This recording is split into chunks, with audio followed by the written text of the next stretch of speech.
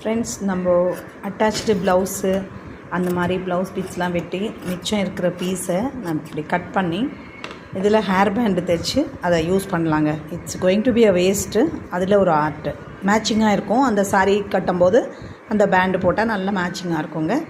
இது டிப் பிடிச்சிருந்தால் லைக் பண்ணுங்கள், சப்ஸ்கிரைப் பண்ணுங்கள். தேங்க்யூ.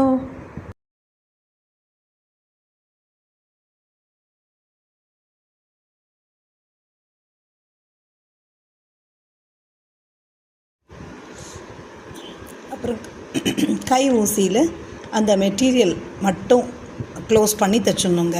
உள்ளே எலாஸ்டிக் வச்சுட்டு எலாஸ்டிக்கை டைட் பண்ணி தைச்சிடணும். அது மிஷினில் தைக்க முடியும். அதுக்கப்புறம் ஓவரால் இந்த 2 மெட்டீரியலை மட்டும் இப்படி க்ளோஸ் பண்ணி stitch பண்ணிடணுங்க.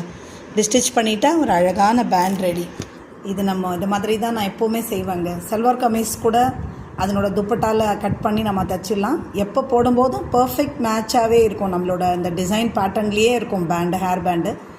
So it's art from வேஸ்ட்டுங்க. Okay, thank you.